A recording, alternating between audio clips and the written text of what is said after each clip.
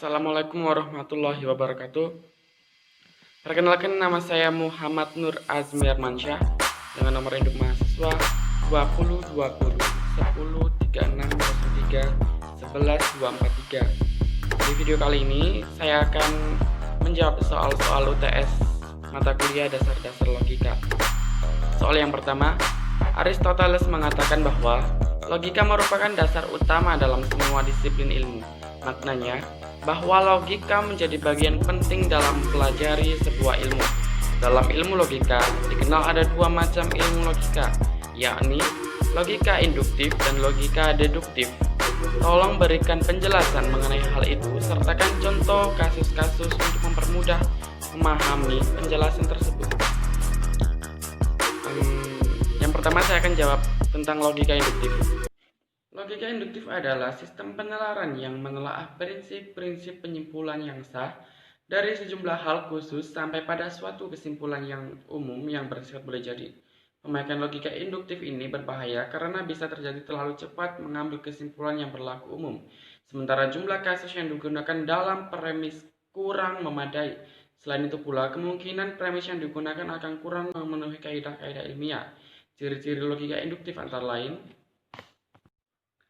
A. Kesimpulan ditarik dengan mensintetiskan kasus-kasus yang digunakan dalam premis-premis.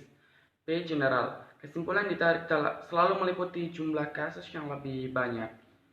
C. A posteriori, kasus-kasus yang dijadikan landasan argumen merupakan hasil pengamatan indrawi.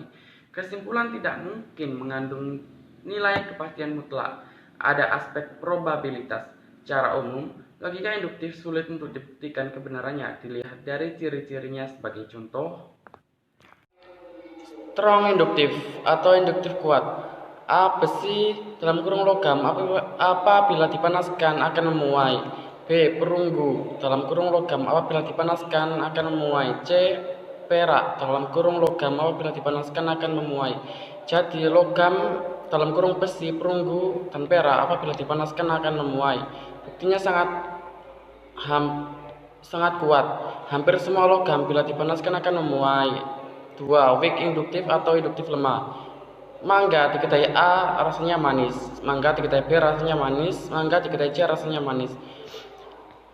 Jadi semua mangga rasanya manis. Buktinya lemah. Tidak semua mangga rasanya manis, karena ada juga mangga yang rasanya masam. Dari contoh di atas, antara strong induktif dan weak induktif, bisa diambil kesimpulan bahwa logika induktif bisa menjadi reliable ketika kebanyakan orang sudah pernah mengalaminya sendiri atau menurut pendapat kebanyakan orang secara global. B. Logika deduktif. Pengertian logika deduktif adalah sistem penalaran yang menelaah prinsip-prinsip penyimpulan yang sah berdasarkan bentuknya, serta kesimpulan yang dihasilkan sebagai kemestian yang diturunkan dari pangkal pikiran yang jernih atau sehat.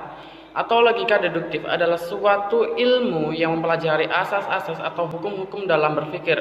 Hukum-hukum tersebut harus ditaati supaya pola berpikirnya benar dan mencapai kebenaran.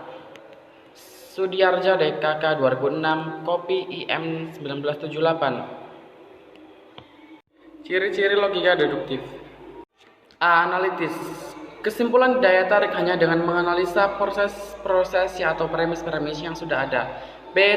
Tautologis. Kesimpulan yang ditarik sesungguhnya secara tersirat sudah terkandung dalam premis-premisnya.